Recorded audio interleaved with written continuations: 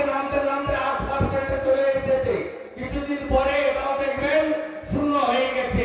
জামাত, রাজাকার, হেফাজত তারা হিন্দু শূন্য করার কাজে সেখানে লেগে আছে প্রতিনিয়ত। তাই সবাইকে এক থাকতে হবে, ধ্বজের তলায় এক থাকতে হবে, ওমের তলায় এক থাকতে হবে, স্বস্তিকের তলায় এক থাকতে হবে, জয় শ্রীরামের তলায় এক থাকতে হবে, গীতার নিচে সবাইকে এক থাকতে হবে। পশ্চিমবাংলার তথাকথিত সেকুলারিজমের মানে কি? সেকুলারিজমের মানে হচ্ছে হিন্দুদের আক্রমণ করো, সরস্বতী পুজোর মন্ত্র ভুল বলো, চণ্ডীপাঠ ভুল বলো, বিজয়া দশমীর ডেট পাল্টে দাও। এর নামই হচ্ছে পশ্চিমবাংলার সেকুলারিজম। পশ্চিমবাংলার সেকুলারিজমের মানে কি? বিকাশ ভট্টাচার্য আর সুবোধ সরকার প্রকাশ্য রাস্তায় দাঁড়িয়ে গরু মাংস খাবে, টিভিতে দেখাবে, খবর কাগজে ছবি বেরোবে, এটারই নাম হচ্ছে পশ্চিমবাংলার তথাকথিত সেকুলারিজম। এখানকার সেকুলারিজম মানে হিন্দু সনাতনীদেরকে আক্রমণ করো, হিন্দুদের উপরে খারাপ আচরণ করো, হিন্দুদেরকে কোণঠাসা করো। আর আপনি ধ্বজ নিয়ে জয় শ্রীরাম বললে আপনি সাম্প্রদায়িক, আপনি সাম্প্রদায়িক। এই ব্যবস্থা ভাঙতে হবে। কিসের বাঙালি, কিসের অবাঙালি? এই প্রাচীরটা ভেঙে তুলে দেন। এই হাওড়াতে ওটা আছে, এটা একটা প্রাচীর। তথাকথিত সেকুলারিজমের নামে যারা চেয়ার দখল করে ক্ষমতা ভোগ করে, যারা চাকরি বিক্রি করে, যারা গম ধান চাল গরিবের বিক্রি করে, সেই লোকগুলো একটা প্রাচীর তৈরি করে রেখেছে পশ্চিমবঙ্গে। আমি বাঙালি, তুমি অবাঙালি। না বন্ধু, যোগী আদিত্যনাথজির মতো বলতে শিখুন, আমি ভারতীয়, আমি হিন্দু, আমার কোনো অবাঙালি নেই, আমার কোনো জাত নেই। এইটা যতদিন না আপনি বলতে পারবেন, ততদিন বাংলাদেশ থেকে এখানে ঢুকবে আব্দুল মান্নান, লালটু শেখ, রোহিঙ্গা, ততই শাহজাহান শেখরা তৈরি হবে। আপনি যতক্ষণ না এটা ভাঙতে পারবেন। আগে বলতো শ্রীরাম প্রভু, উত্তরপ্রদেশের ভগবান, বাঙালির তো দেবী মা দুর্গা আছে। এই জিনিস আগে ছিল। আমি খুব খুশি, 23 সালে গত বছর বিশ্ব হিন্দু পরিষদের ব্যবস্থাপনায় 1000 মিছিল বেরিয়েছে, বড় মিছিল, 50 লক্ষ জয় শ্রীরাম হয়েছে। এমনকি ছট পুজো আজকে জাতীয় পুজো হয়ে গেছে। বাঙালি হিন্দুরাও ছট পুজোতে সামিল হচ্ছে। গণপতি বাপ্পা মরিয়া এখন আর মুম্বাইয়ের ভগবান নয়, হাওড়া, কলকাতা, পশ্চিমবঙ্গের ভগবান। এই ভাবতে হবে, আমাদের সবাইকে নিয়ে এক হতে হবে। আসছেন শাস আবার কিসের? খুব সুন্দর না? সংখ্যালঘুদেরকে ভয় দেখাবো, তোমরা জোট বেঁধে থাকো, ওই এলো জয় শ্রীরামের পার্টি, আর আমাদেরকে ভাগ করবে। তুমি ব্রাহ্মণ, তুমি রাজপুত, তুমি লালা, তুমি ভূমিয়ার, তুমি কায়স্থ, তুমি দলিত, তুমি শিডিউল ট্রাইব, আমাদেরকে তুমি ওবিসি, তুমি গোয়ালা, তুমি যাদব, তুমি কুম্ভকার, তুমি স্বর্ণকার, তুমি তেলি, তুমি এইসব করে আমাদেরকে ভাগ করবে। এই ব্যবসা চলবে না। আমাদের দেশে কোনো জাতি নেই, 4টে জাতি আছে, 4টে জাতি আছে। আগে বলেছি ভারতীয় এবং হিন্দুত্ব। আমাদের প্রধানমন্ত্রী বলেছেন 4টে জাতি আছে আমাদের দেশে। দরিদ্র জাতি, নারী জাতি, যুব জাতি, কৃষক জাতি, এর বাইরে কোনো জাতি নেই। আমরা সবাই মিলে একসঙ্গে লড়ব। গীতা পাঠে কোন দল অর্গানাইজ করেনি। শীতের সকাল, টেট পরীক্ষার দিন বদল, হাওড়া কলকাতা লঞ্চ সার্ভিস বন্ধ, তারপরেও 1,30,000 লোক সকালবেলা গীতা পড়েছে ব্রিগেড প্যারেড গ্রাউন্ডে। ধর্ম রক্ষতি রক্ষিত, জয় জয় গীতানাথের জয়। আপনারা কি করবেন? হলদি চাল আমন্ত্রণ বিলি চলছে। 14 তারিখ মকর সংক্রান্তির দিন সমস্ত মন্দির সাফাই, পরিষ্কার পরিচ্ছন্ন, ধোয়া ধৌত, পবিত্রতার সঙ্গে সব জায়গায় করবেন। 22 তারিখ কি করবেন? ডিএসপি বলে দিয়েছে, রাম জন্মভূমি তীর্থক্ষেত্র ট্রাস্ট বলে দিয়েছে, সকাল থেকে পুজো হবে, হোম হবে, যজ্ঞ হবে, 12টা 29 মিনিটে শঙ্খ বাজবে। এলইডি স্ক্রিনে দেখবেন, তারপরে রাম জন্ম মন্দিরের উদ্ঘাটন দেখবেন, তারপরে প্রসাদ নেবেন। সন্ধ্যাবেলা কি করবেন? মন্দিরগুলোকে আলোক বানায় সজ্জিত। আর ন্যূনতম 5টা মাটির প্রদীপ বাড়িতে বাড়িতে জ্বালাবেন। বেশি জ্বালালে ক্ষতি নেই, কিন্তু 5-এর নিচে হবে না। 5টা করে প্রদীপ জ্বালিয়ে রামজিকে অভ্যর্থনা জানাবেন যে 500 বছর পরে ভগবান তার নিজ গর্ভগৃহে জন্মভূমিতে প্রবেশ করছে। স্মরণীয়, বরণীয়, একেবারে আনন্দ ঘন মুহূর্ত তৈরি করতে হবে 22 তারিখে। আজকের আয়োজকদের ধন্যবাদ জানিয়ে দেরিতে আসার জন্য ত্রুটি স্বীকার করে নিয়ে আমি আমার বক্তব্য এইখানে শেষ করছি। ভারত মাতা কি, গঙ্গা মাতা কি, গো মাতা কি, গো মাতা কি, জয় শ্রীরাম। একটা কথা দিয়ে গেছি, পিএম বস্তিতে দুবার রামনবমীর মিছিল আক্রান্ত হয়েছে। 24-এ আর হবে না, আর কোনোদিনই হবে না, কোনোদিনই হবে না। আমি আপনাদের কাছে কথা নিয়েছি, কথা রাখবো। আমি সবাই ভালো থাকবেন, সবাই ভালো থাকবেন। বন্দে বন্দে বন্দে।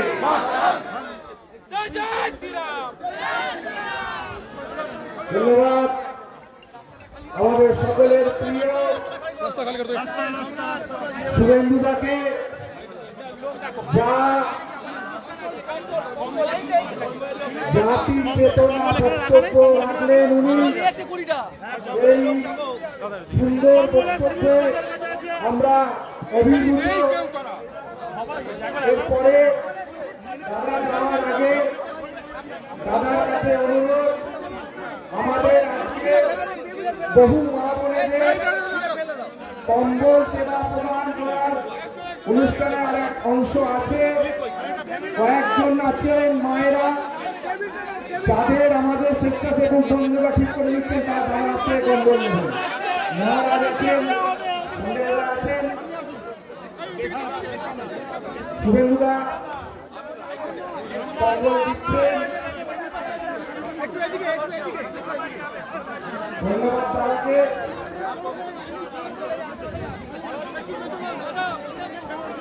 মহারাজকে অনুরোধ করবো, মহারাজ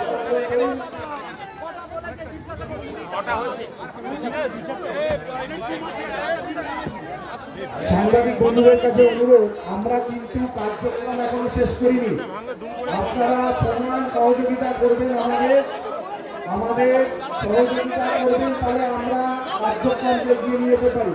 সকলে যারা এখানে উপস্থিত আছেন, যারা কুপন পেয়েছেন, তাদের সকলকে কম্বল দেওয়ার জন্য আমি কমিটির স্বেচ্ছাসেবক বন্ধুদের কাছে অনুরোধ করছি, চেয়ারে বসে থাকুন।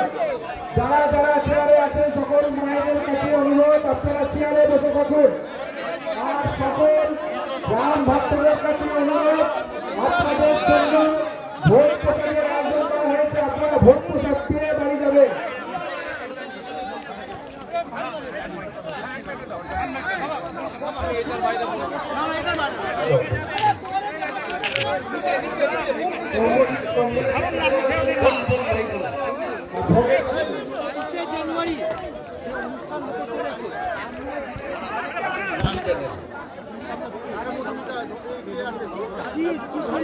এটা নিয়ে রাম জন্মভূমি তীর্থক্ষেত্র ট্রাস্ট কি করতে হবে ইতিমধ্যে বলেছে। মাননীয় প্রধানমন্ত্রী অযোধ্যাতে বিমানবন্দর এবং অনেকগুলি উন্নয়নমূলক কাজ উদ্বোধন করতে গিয়ে তিনি দুটো মানুষের কাছে, দেশবাসীর কাছে আবেদন করেছেন। একটা হচ্ছে মকর সংক্রান্তির দিন সমস্ত মন্দিরগুলোতে পরিষ্কার পরিচ্ছন্ন ধৌত সাফাই অভিযান, আর 22 তারিখে সব বাড়িতে দ্বীপ প্রজ্বলন। অতএব কি কি করতে হবে সবাই জেনে গেছে, সেটা যতটা নিচের তলা পর্যন্ত, বাড়ি বাড়ি পর্যন্ত এটা পৌঁছে দেওয়া যায়, তার জন্য রাম ভক্তরা, রাম সেনারা বাড়ি বাড়ি যাচ্ছে হলদি চাল এবং আমন্ত্রণ পত্র রাম মন্দিরের রিপ্লেকা নিয়ে। আমরাও যেখানে যেখানে মঠ মন্দির তারা এই সমস্ত অনুষ্ঠান আয়োজন করছে, আমরাও সেখানে গিয়ে জনগণকে আবেদন করছি যে আপনারা এগুলো পালন করুন। 500 বছরের পরে শান্তিপূর্ণ উপায়ে আমাদের এটা একটা বড় জয়। নিজ ধর্মের প্রতি আস্থাশীল হন, অপর ধর্মের প্রতি শ্রদ্ধাশীল। দাদা, প্রশাসনের জন্য যদি কোনো বাধা আসে 22 তারিখ, যদি প্রশাসন না, এগুলো ভেবে নেওয়ার কোনো কারণ নেই। প্রশাসনের মধ্যেও বিধর্মী লোকের সংখ্যা অনেক কম আছে। বিধর্মী আমি শুধু বলবো না, এই যে তথাকথিত সেকুলারিজম, যারা নির্দিষ্ট অন্য ধর্ম পালন করেন তাদেরকে তো চেনা যায়, বোঝা যায়, কিন্তু এখানে তো সমস্যা তৈরি করে নামটা হিন্দু, নামটা ব্যানার্জি, কিন্তু কাজটা হচ্ছে ধর্ম নিরপেক্ষতার মধ্যে হিন্দুদেরকে দাবাই করা। আপনাকে আমি উদাহরণ দিয়ে বলি, রামনবমীর শোভাযাত্রার আগের দিন মাননীয় মুখ্যমন্ত্রী, এই রাজ্যের প্রশাসক, সকলের মুখ্যমন্ত্রী 10.5 কোটি জনগণের, তিনি রেড রোড থেকে বললেন বিশ্ব হিন্দু পরিষদ, RSS, এরা সব বজরং দল, হনুমানের পার্টি, এরা কালকে জয় শ্রীরামের ধ্বনি দেবে, এরা মুসলিম এলাকায় যেন না ঢুকে, এরা দাঙ্গাবাজ। এটা কোনো মুসলিম বলেনি, এটা এমন একজন লোক বলেছে যার পদবী ব্যানার্জি। ব্যানার্জি পদবী হলেই হিন্দু হওয়া যায় না। যেমন বিকাশ ভট্টাচার্যের পদবী ভট্টাচার্য, কিন্তু রাস্তায় দাঁড়িয়ে গরু খায়, গরু খেয়েছে, আমরা গোমাতাকে পুজো করি, গোবর্ধন পুজো করি কালী পুজোর পরের দিন।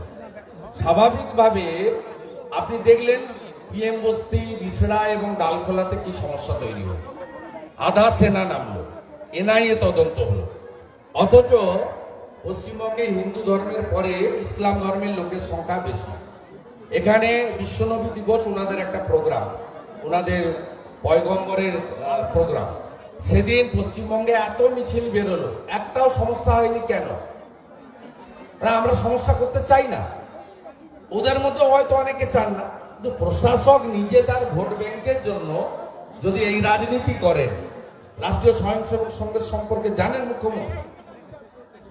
ভারত চীন যুদ্ধের সময় যুদ্ধে পর্যন্ত স্বয়ংসেবকরা কাজ করেছে।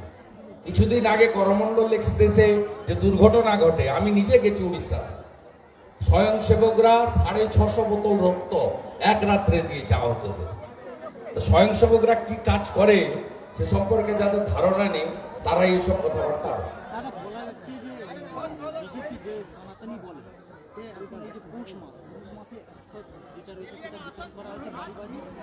আর আপনারা যেরকম বলছিলেন যে মহালয়ার আগে তিনি নাকি তারা সনাতনী কিভাবে হয়েছেন সেটা প্রমাণ দেবে। আমাদের মন্দির উদ্বোধন কবে হচ্ছে? 22 দিন। ওটা কি মাস? আমাদেরকে পঞ্জিকা শাস্ত্র শিখাতে হবে না। উনি দেবী পক্ষে কাঁচি নিয়ে বেরোন। দেবী পক্ষ হচ্ছে পিতৃপক্ষ, পিতৃপক্ষে বেরোন। পিতৃপক্ষে কোনো শুভ কাজ হয় না। পিতৃপক্ষে বাবা মারা যারা গত হন, লোক গিয়ে গয়াতে পিণ্ডদান করেন, কেশ মুন্ডন করেন। দাদা, আপনি বললেন দীঘাতে জগন্নাথ ধাম কালচারাল হ্যাঁ, আমি তফাৎটা বুঝিয়ে দিলাম। এই মন্দিরটা হচ্ছে আপনার আমার সকলের নিধিতে, হিন্দুরা অর্থ দিয়েছে, 10 টাকা 50 টাকা বিশ্ব হিন্দু পরিষদ সংগ্রহ করেছে, মন্দির হয়েছে আমাদের অর্থ। আর দীঘাতে যেটা হচ্ছে 180 কোটি টাকা দিয়ে সরকারি টাকায়, তার নাম হচ্ছে জগন্নাথ ধাম কালচারাল সেন্টার। আপনি আপনার পাড়ায় একটা কমিউনিটি হল বানান না, প্রভু শ্রীরামচন্দ্র কালচারাল সেন্টার, সেখানে কি পুজো করা যাবে না? তাহলে মন্দির আস্থার জায়গা আর সাংস্কৃতিক কেন্দ্র দুটোর মধ্যে তফাৎ আছে। এই রাজ্যে কেউ কেউ দুর্গাপুজোকে কালচারাল প্রোগ্রামে পরিণত করতে চায়। Cultural program, Durga Puja cultural program নয়। শাস্ত্র অনুযায়ী পঞ্জিকা